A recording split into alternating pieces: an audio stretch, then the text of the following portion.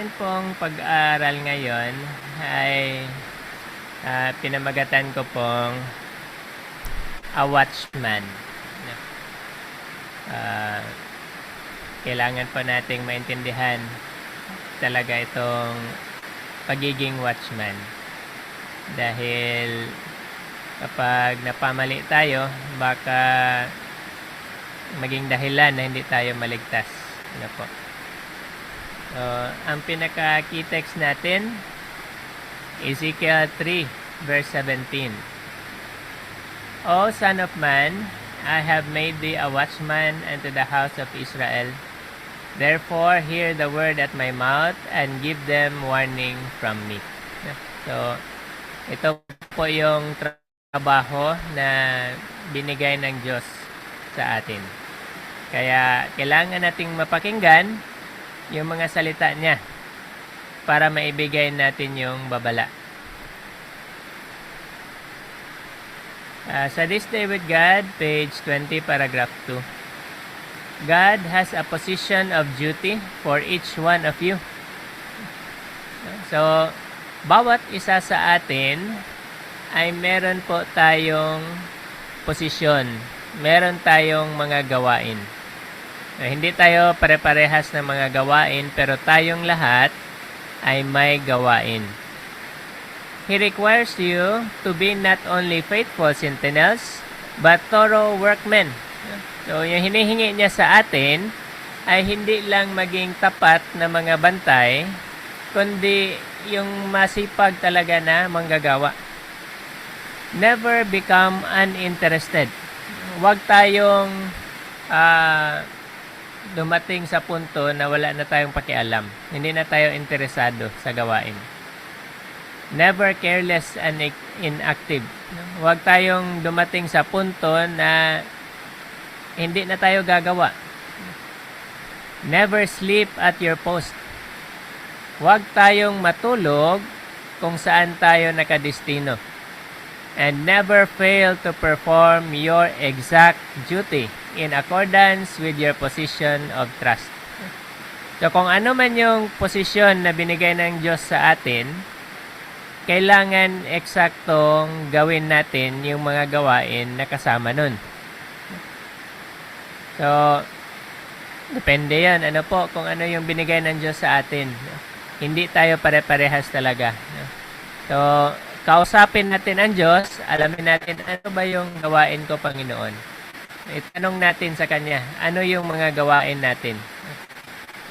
Para hindi tayo masumpungan na nakatulog sa ating poste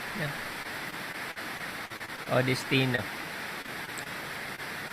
Sabi pa dito sa paragraph 3, there is need of alacrity. Alacrity ay kasiglahan. Kailangan nating maging masigla. Promptness. Kailangan nating maging maagap. Even earnest energy. Taos-pusong kasiglahan. Deep interest, malalim na pag-aalala, and unwavering fidelity. Yung walang pag-aalinlangang katapatan. You should learn to spring to the work at the call of duty. Lalo na sa ating mga Pinoy, tayo lang din nagsasabi na mahilig tayo sa mamaya na. Mamaya na. Pero ayaw yan ng Diyos. Gusto ng Diyos na kapag merong panawagan, agad-agad sasagot tayo, gagawa tayo. Kailangan nating matutunan yan. Dahil yung mga delay ay may reaksyon. Naalala nyo si Mrs. Lot? Sino po ang nag-delay ng panahong yon? Si Lot mismo. Dahil nag-delay si Lot, namatay si Mrs. Lot. How long will be our allotted time to work? We know not. Hindi natin alam kung gaano katagal yung ating mga personal na gawain. Binibigay ng Diyos sa atin. Merong mahaba, merong maiksi. Hindi talaga natin alam. Hindi natin alam yung buhay natin, no? Hanggang kailan lang. Pero habang buhay pa tayo, kailangan gumawa pa rin tayo. Sabi niya, this is a secret with God and for wise purposes withheld from us. Tamang-tama lang talaga na hindi ito ipaalam ng Diyos sa atin. Kasi kapag alam natin, magiging mali yung paggamit natin sa ating oras. Kagaya lang din yung prinsipyo niyan sa time setting. So, dapat kailangan hindi ipaalam ng Diyos sa atin hanggang kailan tayo gagawa. Para maisip natin, kailangan ko talagang gumawa. Baka mamaya, tapos na. Baka mamaya, na-judge na ako sa langit. O baka mamaya, hanggang mamaya lang yung buhay ko. Sabi nga ng Panginoon sa ibang mga quotation, kailangan nating mamuhay one day at a time. Laging isipin natin, ito na yung huling araw. But what time we have to labor, let us employ it as those who must give an account. Pero kung ano man yung oras na meron tayo para gumawa, gamitin natin ito dahil meron tayong pananagutan. Meron tayong pananagutan. O think earnestly and in view of eternity. Mag-isip tayo ng maayos. Pag-isipan talaga natin ng maayos. Na yung pananaw natin ay para sa walang hanggan. Kasi ang dami-dami pang gawain. Sabi dito, how much there is to be done in our world. Saan ba ibibigay itong mensahe natin? Sabi sa Matthew 24, and this gospel of the kingdom shall be preached to all the world. Ang dami-dami pang kailangan nating mabigyan ng mensahe. Bakit? To arouse the mind of the careless. Kailangang magising yung mga nagwawalang bahala. Inattentive, yung hindi mapagmasid. And ignorant to become acquainted with the laws of God. Yung mga walang alam, kailangang malaman nila yung kautusan ng Diyos. And make them feel the necessity of for their own good and God's glory of obedience to these laws. Kailangan nilang maintindihan na para sa kapakanan nila na makasunod din sila sa kautusan ng Diyos. At yun ay para din sa kaluwalhatian ng Diyos. Kailangan nating maging obedient. Dahil sabi sa ibang quotation, patungkol sa judgment naman, sabi ng Diyos, isa lang yung itatanong niya tungkol sa judgment. Pagdating sa judgment. At yun ay, have they obeyed my commandments? No? So, kailangan talaga yun maintindihan ng mga tao na wala pang alam. Kasi dito, for transgression brings not only great suffering, but loss of life in this world and immortal life in the next world. Dahil yung pagsalangsang or ang kasalanan ay hindi lang magbibigay ng malaking kapighatian, kundi kawalan talaga ng buhay dito sa mundo ngayon at sa parating na immortal life. Mawawala yon sa Kanya. You should consider this matter thoroughly and feel how much the bliss or woe of men and women is dependent upon you. Kailangan talaga natin pag-isipan, mga kapatid, dahil yung kasiyahan or kawaawang kahihinatnan ng mga tao ay nakadepende sa atin.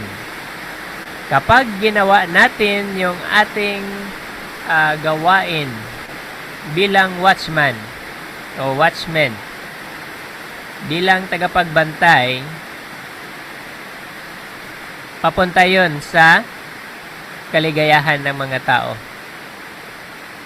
Pero kapag hindi natin yun ginawa, kawawa naman yung mga tao na nakadepende sa atin.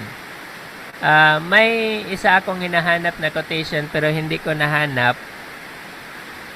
Sabi doon, kung hindi natin gagawin yung ating duty para sa mga tao na abot natin, maaaring wala na silang chance dahil hindi natin ginawa yun. At meron din yung epekto para sa ating kaligtasan din. Babasahin natin mamaya. Sabi pa dito sa paragraph 4, faithfulness on your part may save many souls. Kapag naging faithful tayo sa ating bahagi, maaaring mailigtas natin ang maraming mga kaluluwa. Mailigtas natin ang maraming kaluluwa. Maaari. Nakadepende pa rin yun sa kanilang mga desisyon pag naibigay natin yung kanyang salita ng Diyos. While negligence and carelessness may result in the loss of your fellow creatures of both the present and the future life, maaari din na kapag hindi natin ginawa yung ating duty, maaaring mawala talaga yung buhay para sa ibang mga tao. Hindi nila maabot yung buhay na walang hanggan. Lalo na sa mga nagwawalang bahala talaga. Buti kung yung tao na hindi natin binigyan ng babala ay nakapag-isip na mag-aral din. Magtanong sa salita ng Diyos kung bakit ganito, bakit ganyan. Pero kung hindi, kawawa po. You can prevent much misery and much transgression of God's law by your fidelity, by being wide awake at your post of duty. Kailangan talaga na maging gising tayo. Na kapag may nakita tayong warning, danger, makapagbigay tayo ng warning. Maraming kalungkutan at maraming kasalanan ang maaaring maiwasan. We must arise as one. Bilang isang iglesia, kailangang magkaisa tayo. Kailangan talagang magkaisa tayo. And in the power and strength of God, open our senses to the demands of the present time. Ano yung demand ng present time? Ano yung kailangan nating maibigay sa mga tao para mababalaan din sila? Lalo na ngayon, mga kapatid, ramdam na ramdam ng mga tao yung epekto ng mga tanda na malapit nang bumalik ang Panginoon. Ramdam na ramdam nila. Dati na sa negosyo, dati umaabot sa 50 hanggang pataas yung nagpapa-refill ng kanilang mga gasolina. Alam niyo po ngayon, halos hindi na umaabot sa 20. Swerte na kapag mas marami sa 20 yung nagpapagas ngayon. Lagi kong kinakausap yung mga tao. Ano talaga, yung mga savings nila naglalabasan, yung mga alkansya naglalabasan. Nagigipit talaga sila. At sa tulong ng Diyos, mabibigyan sila ng babala. Bakit ganito ang pangyayari? Gamitin natin kung saan man tayo nakadestino, saan tayo iniligay ng Diyos. Gamitin natin yon para makapasok yung warning ng Diyos. Para makakarinig yung mga tao ng warning mula sa atin. Sabi pa dito sa paragraph 5, cry to God in faith. Hilingin talaga natin sa Diyos na may pananampalataya that He may pour out His light and His grace through the channels which He has appointed for good to those who are suffering for want of knowledge. Maraming tao ang gustong makaalam din. Maraming tao ang gustong makaalam. While you pray and watch with earnest diligence to suppress wrong and stand guard against dissipation and fashionable errors, lay hold by living faith of the strengths which may be yours to bless all your labors. Minsan kasi iniisip natin, ay wala akong talent sa ganito, hindi ko alam ganyan. No? Napaka-negative ng ating kaisipan pagdating sa kung ano yung pwede nating gawin para sa kaluwalhatian ng Diyos. Kaya ipag-pray natin. Ipag-pray, hingiin natin. Sabi nga sa James, if any of you lack wisdom, let him ask of God. Not wavering. Walang pagdalawang isip. Panghawakan talaga natin. Panginoon, tulungan mo akong makapag-share. Pero hindi ko alam kung anong sasabihin ko. Bahala ka na, Panginoon. Basta bigyan mo ako ng kaluluwa na makausap ko. Mabigyan ko ng babala. Kailangan buhay yung ating pananampalataya. You may gather light, knowledge, and power, and your influence may be diffusive. No? Kapag nagagawa natin yung ating mga duties, mga kapatid, yung impluensya natin ay maaaring umabot sa napakalayong lugar. Yung masharean natin na isang tao, maaaring siya ang makapagbigay ng babala sa libo-libo pang mga tao. Kagaya nung nakausap ni Jesus na babae sa balon, no? Sa tabi ng balon. Isang tao lang yun kinausap ng Panginoong Hesus. Pero na hanggang ilang tao yung naabot ng message. 'Di ba? Isang city ang nabigyan ng mensahe dahil sa isang babae na yon.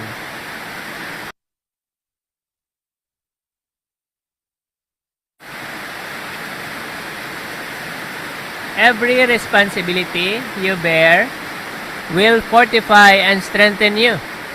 No? Ito din yun isang paraan, mga kapatid, para tayo ay lumakas din. Napipil ba natin na nanghihina tayo sa pananampalataya? Nakikita ba natin yun? Napapansin ba natin yun? Panghawakan natin yung responsibilidad. No? Gawin natin yung ating gawain, yung duty na binigay ng Diyos sa atin. At sabi dito, mappo-fortify o mapapatibay tayo at mapapalakas to make renewed efforts and push forward the work successfully. Maipagpapatuloy natin yung gawain, no? At magiging successful ito. Magiging successful ang gawain na ito. Sabi pa nga ng quotation, maaring hindi natin malalaman yung mga bunga ng ating mga ginawa sa buhay na ito. There will be many surprises in heaven. Baka pagdating doon, mabibigla na lang tayo na may mga taong lalapit sa atin, magpapasalamat. Dahil sa yon, nandito ako, hindi natin kilala. No? Baka hindi natin kilala. Maaaring na nakatabi lang natin sa mga sasakyan. Nabigyan natin ng trucks. Or baka may kausap tayong iba, nakapakinig siya. No? Narinig niya yung mga babala na sinasabi natin, hindi natin alam kung saan siya, hindi natin nakita. Pero narinig niya tayo. Magiging surprise yan pagdating sa langit. At itong paggawa na ito, makakatulong talaga sa atin. No? Kapag may nakita kasi tayong mga success sa mga ginagawa natin, magbibigay yun ng inspirasyon at para maganahan tayo. No? Pero sabi dito sa Ezekiel 3 verse 18, when I say unto the wicked, thou shalt surely die, and thou givest him not warning, nor speakest to warn the wicked from his wicked way, to save his life. The same wicked man shall die in his iniquity, but his blood will I require at thine hand. No? Mga kapatid, kapag hindi natin ginagawa yung ating duty na makashare ng katotohanan, yung mga tao sa paligid natin na hindi maliligtas, yung mga dugo nila, sisingilin sa atin ng Diyos. Sisingilin tayo ng Diyos, mga kapatid. Kaya sabi kanina, di ba? Kailangan nating gumawa dahil may pananagutan tayo. Ito yon, pananagutan natin. Sasagutin natin yung mga dugo ng mga tao na hindi natin nababalaan na abot naman sana ng ating kakayanan. Inulit pa ito ng Diyos sa Ezekiel 3 verse 20. Again, when a righteous man doth turn from his righteousness and commit iniquity, and I lay a stumbling block before him, he shall die. Because thou hast not given him warning, he shall die in his sin, and his righteousness which he has done shall not be remembered, but his blood will I require at thine hand. Sisingilin talaga tayo ng Diyos, mga kapatid. Akala natin mga ministro lang ang may duty na magbigay ng babala, mag-share ng katotohanan. Babasahin natin mamaya. Tayong lahat ito, mga kapatid. Tayong lahat ang ginawa ng Diyos na watchmen. Sabi nga sa Review and Herald, October 20, 1896, paragraph 2. Here are presented souls that might have been saved if the watchman had spoken to them the words of life. But this he neglected to do. Ito sana yung mga kaluluwa na maligtas sana kung ginawa ng bantay yung kanyang trabaho. Pero hindi niya ito ginawa. He chose his own course. Pumili siya ng sarili niyang mga gagawin. Was indolent and self-indulgent, no? Tamad at pinapagustuhan ang sarili. And although brought into close contact with souls, he made no personal effort to save them. Ito, mga kapatid, ang gusto ng Diyos na gawin natin. Meron talaga tayong personal effort. Ibig sabihin, tayo talaga mismo ang magsasalita. Tayo ang gagawa personal. Hindi pwedeng ibigay natin sa iba ang gawaing ito, mga kapatid. Yung binibigay ng Diyos sa atin na duty, individually, ating gawain yun. Hindi yun pwedeng ibigay sa iba. The work of the watchman is to speak as from the lips of God. Ito lang naman yung gawain natin. Kapag nagsalita tayo, parang galing sa Diyos talaga. Ibig sabihin, ulitin lang natin yung mga nababasa natin sa salita ng Diyos. Ulitin lang natin yun, ibigay natin yun sa mga taong makakasalamuhan natin. By so doing, He might save a soul from death. No? Kapag ginawa natin ito, maaring makaligtas tayo ng kaluluwa mula sa kamatayan. But neglecting His God-given work, the soul is left to perish in his iniquity. Pero kapag hindi natin ginawa yung ating gawain, diretso yun sa kamatayan ng taong yun.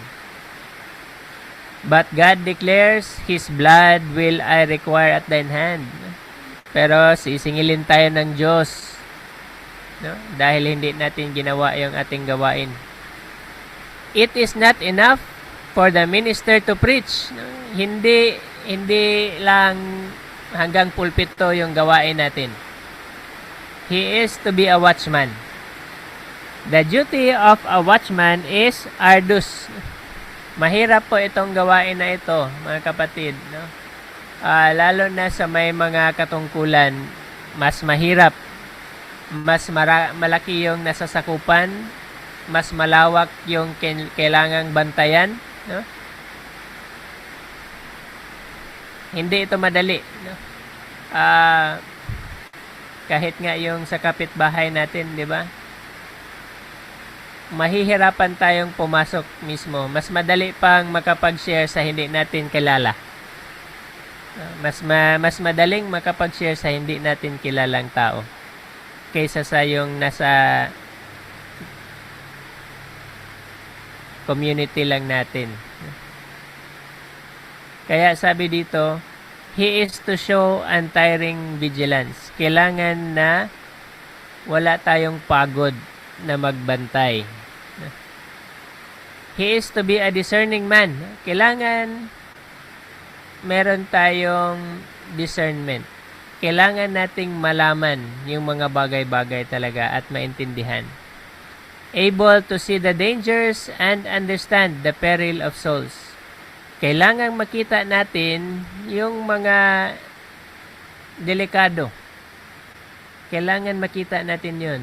At kailangan maintindihan natin na may mga kaluluwa na nasa peligro na. Kailangan makita natin yun. Bakit? Para makapagbigay tayo ng warning. Dahil kung hindi natin alam, walang warning tayong maibigay. Naalala ko tuloy yung mga manok. Maraming beses na kasi, no? Sorry, may decline ko lang ito. Okay. So, naalala ko lang yung manok. Dito kasi sa amin, taniman, malawak na taliman sa paligid. Maraming ahas, minsan. Lalo na kapag tag-gutom, tag-init, lumalabas yun sila. Yung mga manok, ang galing na mga watchmen. Hindi mo pa nakikita yung ahas, nakikita na nila at para silang mga usisero at usisera. Ang hahaba ng mga liig at ang iingay. Bilang watchmen, dapat meron din tayong ganun na mga kakayanan. Yung makita natin, ma-detect natin yung mga dangers. Ang mga ahas, lalo na kapag may mga dumadamo, mahirap yan makita. Pero yung mga manok, nakikita nila, napapansin nila, mga kapatid. So, sana maging lesson yun, no? Para makopya natin as watchmen. Gagawin natin yung hanggat kaya nating gawin, no? Para ma-discern natin yung danger. Sabi pa dito, many love to preach, but shun the labor that is required to lift souls out of sin. So marami ang gustong tumayo sa pulpito. Pero inaayawan nila yung gawain na mahihirap. Mahirap kasing tumulong na sa tao na maalis siya sa kasalanan. Hindi yun madali. Lalo na yung pagbibigay ng warning, yung pagre-rebuke, hindi yun madali. Pero kailangan yun nating magawa. Kailangan nating magawa yun. Men are dying all around us, and we have not made any special efforts to address them earnestly, interestedly, affectionately, as Christ would have done had He been on earth. Maraming mga tao ang namamatay sa paligid natin, pero ang tanong, meron ba tayong ginawa para sa kanila? Para sa mga taong yun, may nagawa ba tayo? Sana ma-realize natin itong mga puntong ito, mga kapatid. We are Christ's ambassadors. Sinabi ba dito na yung mga ministro lang? Hindi po. We, tayo, buong iglesia, tayo Tayo yung mga ambasador ng Panginoon.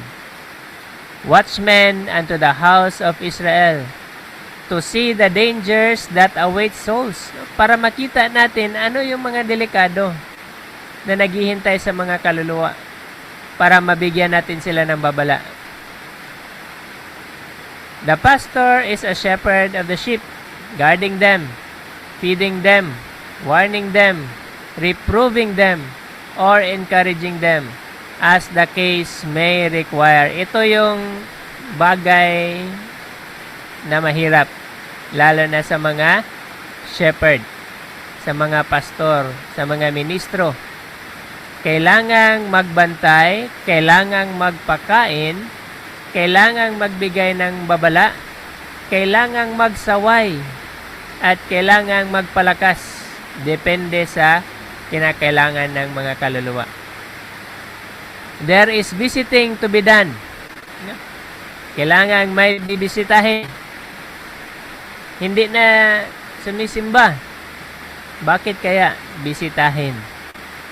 Not to have a pleasant chat, hindi para magchika-chika lang, hindi para makipag-usap-usap kung ano-anong mga bagay, but to do the work required of a watchman. Kundi para gawin ang gawain ng tagabantay. There should be earnest conversation and prayer with these souls. Dapat yung pag-uusap ay seryoso. Kasama yung mga dalangin. This is the kind of work that gains valuable experience in the upbuilding of Christ's kingdom. Kung sasabihin natin, kasi wala akong alam, hindi ko alam kung paano gawin. Ito na yung dapat nating gawin. Gawin natin ang makipag-usap sa mga tao para malaman natin kung nasa delikado ba siya na kaligayan o hindi. Makapagbigay tayo ng babala o makasaway tayo kung sila ay nagkakamali at magpapalakas kung sila ay nanghihina. Ito yung magbibigay sa atin ng experience para lumago tayo bilang mga Kristiyano at hindi tayo manglupaypay.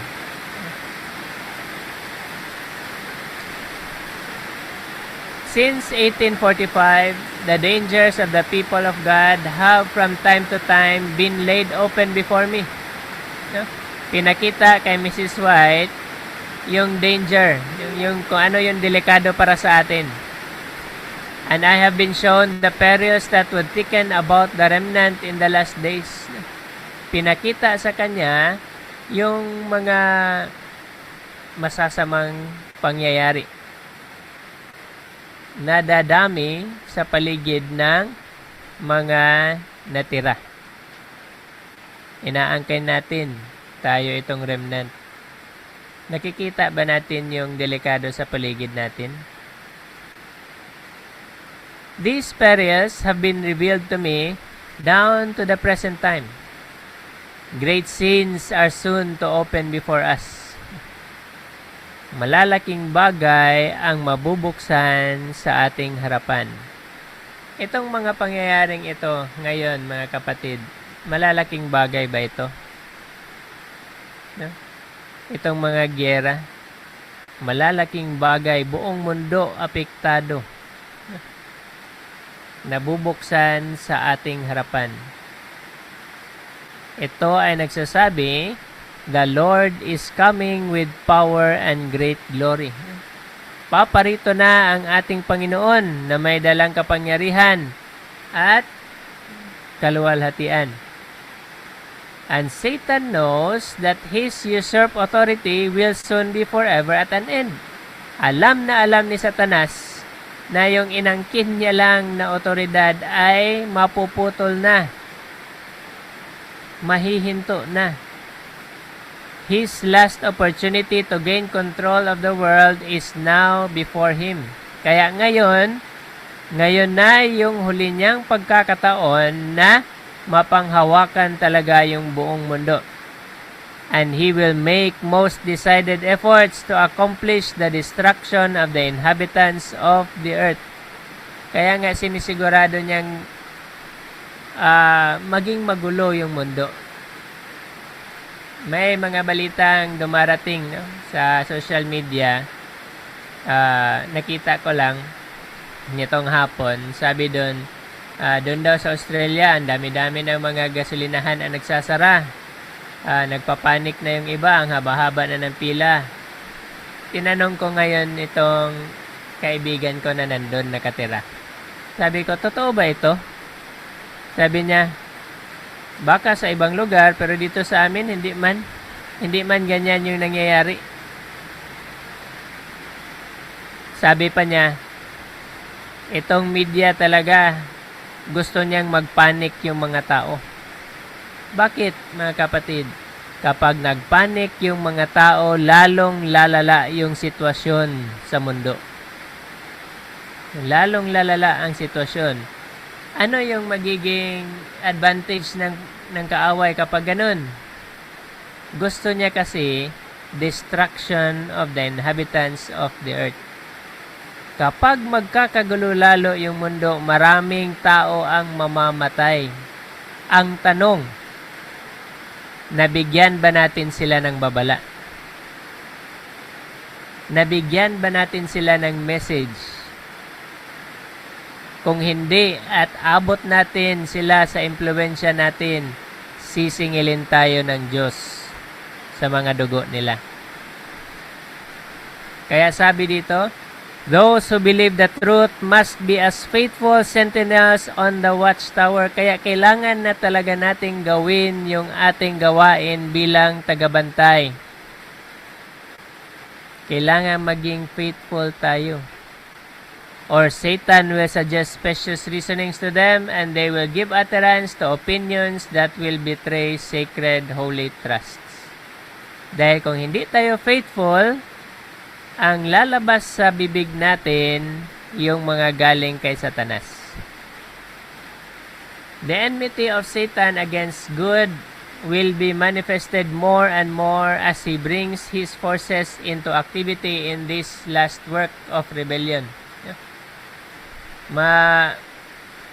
Makikita at makikita natin yung galit ni Satanas kontra sa mga kabutihan. Habang iniisa niya yung kanyang mga puwersa, makikita natin yung bangis, no, ng kaaway. And every soul that is not fully surrendered to God and kept in divine power will form an alliance with Satan against heaven and join in battle against the ruler of the universe. Ito ang nakakalungkot, mga kapatid. Kung tayo ay hindi faithful, mangangahulugan din yung hindi tayo buong buo nagpapasailalim sa Diyos. Anong kahihinat na natin? Sasama tayo kay Satanas kontra sa langit. Kokontrahin natin yung langit kapag hindi tayo fully surrendered. Kapag tamad-tamad tayo ng mga watchmen, tatawagin tayo ng Panginoon na unfaithful servant. No? Sana maintindihan natin yan dahil danger yan para sa atin. Alam na natin yung truth. Mamaya makikita natin mananagot talaga tayo. Sabi pa dito, we see multitudes sunken in vice and ignorance, without hope and without God.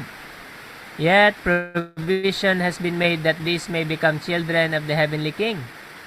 His mercy is still lingering for them. He is inviting them, weary, heavy laden with sin, to come to Him for pardon, rest, and peace. To us, He has given the message of truth, the invitation of mercy to bear to these perishing souls. Marami tayong nakikita sa paligid natin na may mabisyo, walang alam sa katotohanan, walang pag-asa sa buhay, walang Diyos.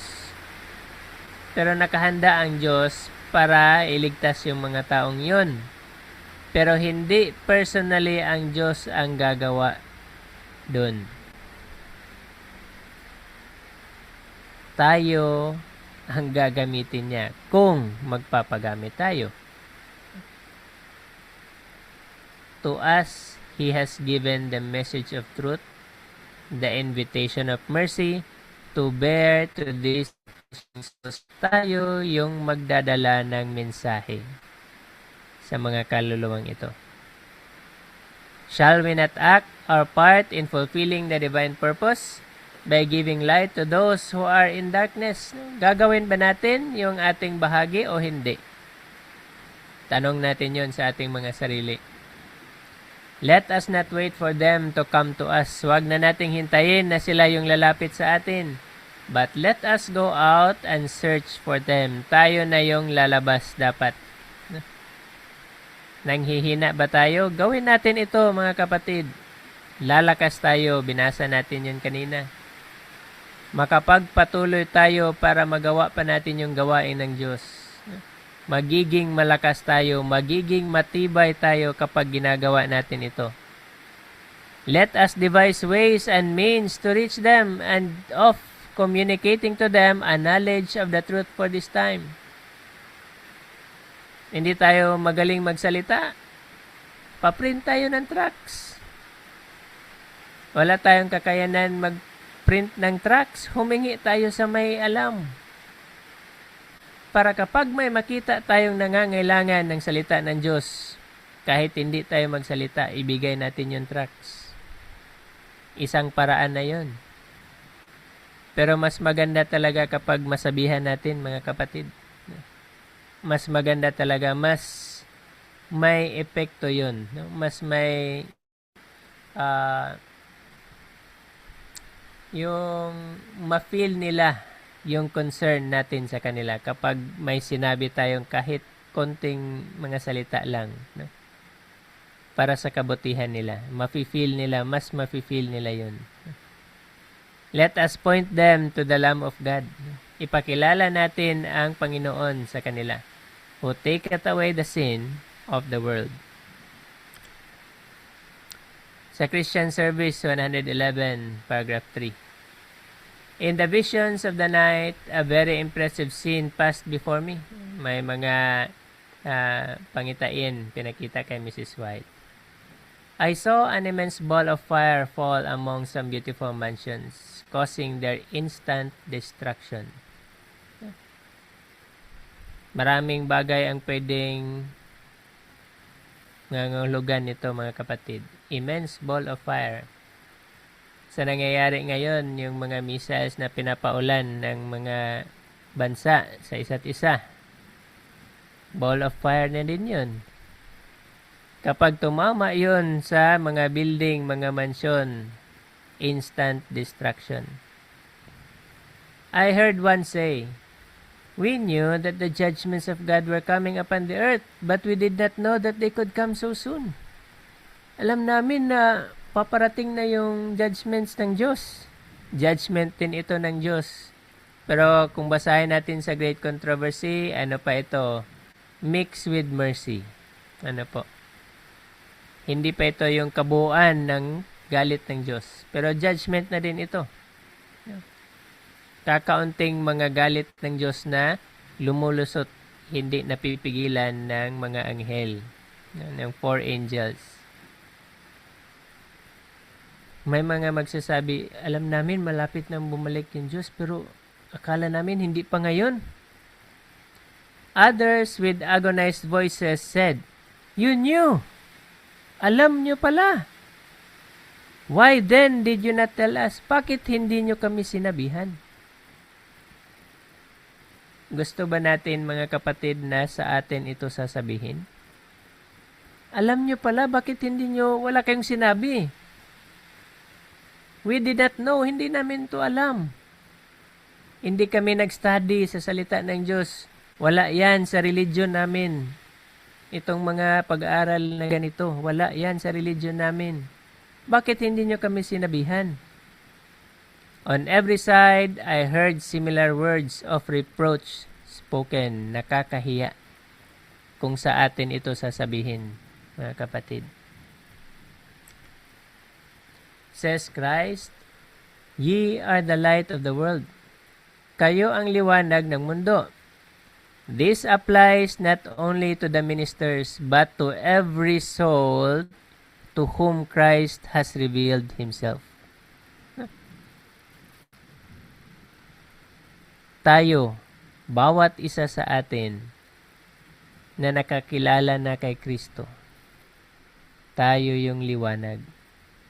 Tayo yung magbibigay ng mensahe. Lahat tayo ay watchmen. Kailangan nating gawin yung ating gawain. In your several churches, you are to be active. Kung saan man mga iglesia natin, magiging active tayo. Living Christian workers. Buhay na manggagawang Kristiyano. Are you acquainted with your neighbors? Lalo na sa panahon natin ngayon, lalo na sa city, walang pakialaman sa mga kapitbahay. Ni pangalan, hindi alam. No? Basta nakita lang yung mukha. Pero, acquainted ba tayo? Kilala ba natin sila? No? May relasyon ba tayo sa kanila? Have you the love of Jesus? If so, you will feel an intense interest for the souls for whom Christ died. Kung mahal talaga natin yung Panginoon, magkakaroon tayo ng malalim na kagustuhan, maligtas yung mga kaluluwang yun. Pure religion and undefiled is an active principle. Yung dalisay na reliyon at walang dungis ay isang buhay at gumagawa na prinsipyo.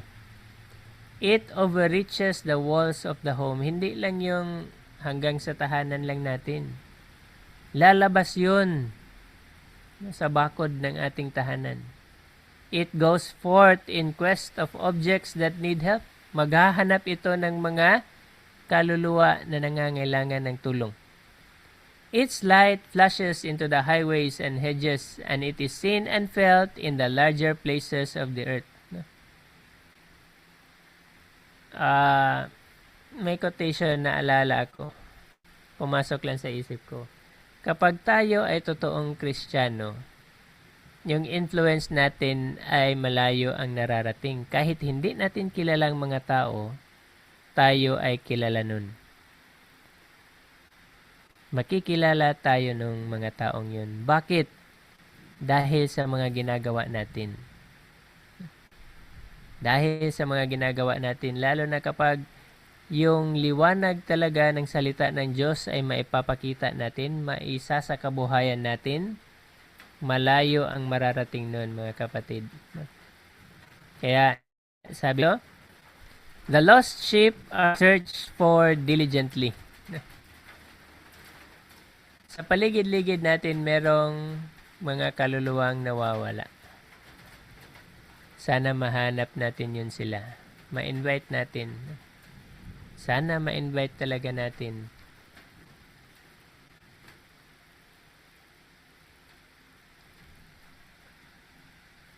Kasi, sabi dito, kailangan natin silang dalhin pabalik sa fold o sa iglesia. Not all, however, who are enrolled as members of the Seventh-day Adventist Church, palitan natin ito. Gawin nating Sabbath Remnant Church, are faithful missionaries for God.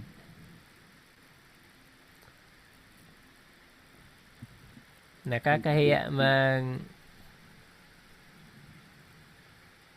isipin. No? Pero reality ito, mga kapatid. No?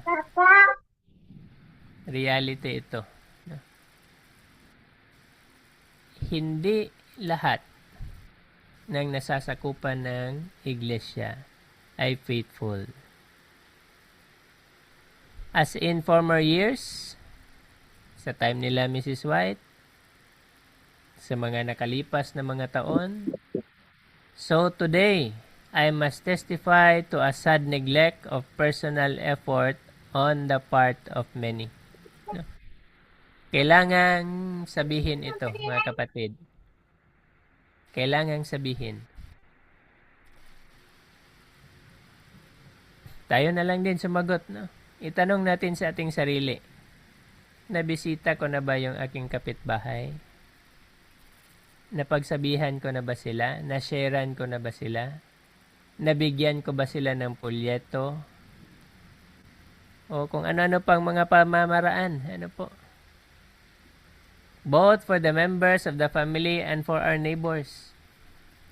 Many seem to rest perfectly easy. Marami ang parang hayahay lang. As if heavenly messengers were to come to earth and in an audible voice proclaim the message of warning na para bang darating yung mga anghel, magbibigay yun ng mensahe ng babala. These idlers in the vineyard are virtually saying, "Am I my brother's keeper?" So parang si Cain ito. Kapag wala tayong ginagawa para sa mga kaluluwa na nasa paligid natin, para tayong si Cain. Sasabihin natin sa Diyos, ako ba yung bantay niya? Pero sabi ng Diyos, ginawa niya tayong bantay. Tayo ang watchman. Sabi pa, in that day, the master will demand of his professed people. No? Maniningil. Pagdating ng araw, mga kapatid, maniningil na yung ating amo. Maniningil na ang ating Diyos. What have you done to save the souls of your neighbors? Ano yung ginawa natin para maligtas yung ating kapitbahay? There were many who were connected with you in worldly business. May negosyo ba tayo? Yung mga bumibili sa atin, yung mga kasosyo natin, yung mga nag-i-invest sa ating mga negosyo. Napagsabihan na ba natin sila sa message, sa babalang ito? Who lived close beside you? Kapitbahay natin o sarili man nating pamilya. Whom you might have warned. Ang tanong ng Diyos, why are they among the unsaved? Kung ang sagot sa tanong na yan ay dahil hindi natin binigyan ng babala, patay. Lagot tayo. Pero, kung ang sagot dyan ay hindi nila tinanggap, safe tayo. Kaya, sa patuloy, I write plainly in the hope that every effort may be made on the part of all to remove from them the frown of God. Sana, gawin na natin yung lahat-lahat para hindi na maging malungkot ang mukha ng Diyos sa atin. Whatever the neglect of duty, of parents to children, or of neighbor to neighbor, let it now be understood and repented of. Naintindihan ba natin mga kapatid, na kapag hindi natin maibigay yung warning sa pamilya natin, sa kapitbahay natin, sa mga naaabot natin na mga tao, neglect of duty ang tawag doon. Tatawagin tayo ng Diyos na unfaithful servant. Kung naintindihan natin yun, pagsisihan natin yun. Sabi dito, if we have sinned against the Lord, we shall never have peace and restoration to His favor without full confession. Ang akuin na natin. Sabihin natin, Panginoon, tagal-tagal ko na sa pananampalatayang ito pero hindi ko pa nasabihan itong kapitbahay kong ito. Anong sasabihin pa natin? Tulungan mo ako, Panginoon, na maibigay ko yung message.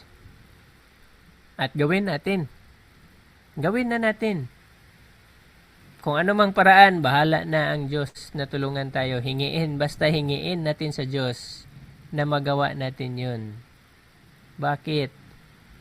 Kung hindi natin ma-remove yung frown ng Diyos sa atin, tayo din ang kawawa. Sabi dito,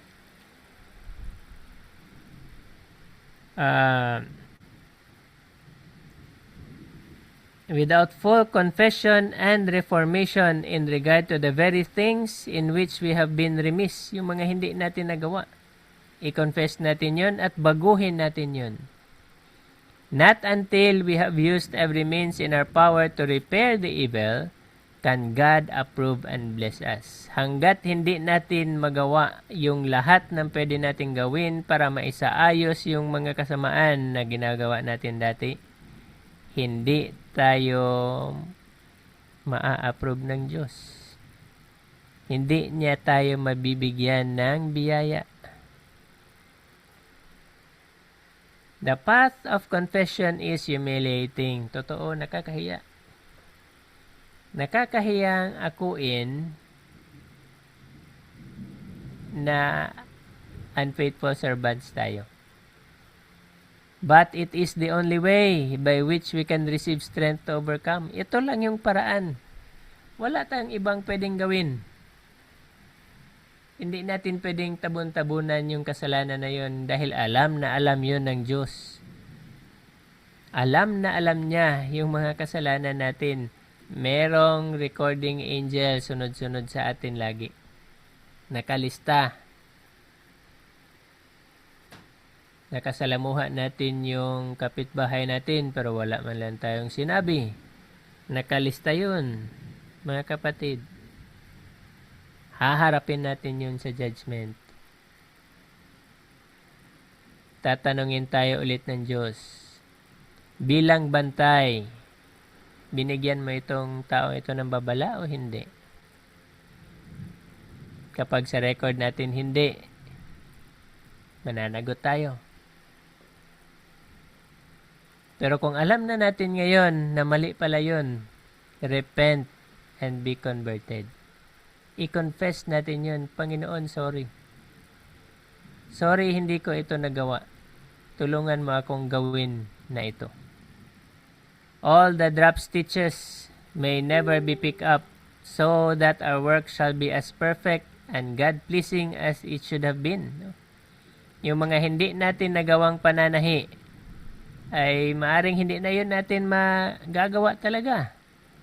Baka yung kapitbahay natin ay namatay na. Wala na. Hindi na natin yun makakausap forever. Pero sabi dito, every effort should be made to do this so far as it is possible to accomplish. Hanggang sa makaya natin gawin, gawin na natin ngayon.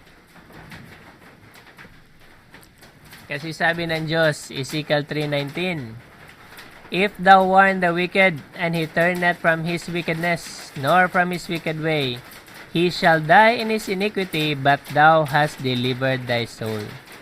Kung nagawa natin yung ating gawain bilang watchmen, at hindi nagbago yung mga taong nabigyan ng babala, bahala sila sa buhay nila, pero tayo ay ligtas.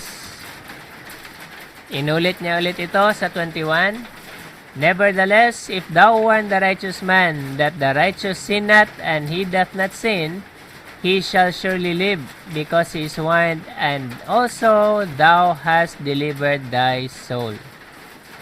Kaya, sana mga kapatid, naintindihan natin yung ating mga gawain, ating mga duty.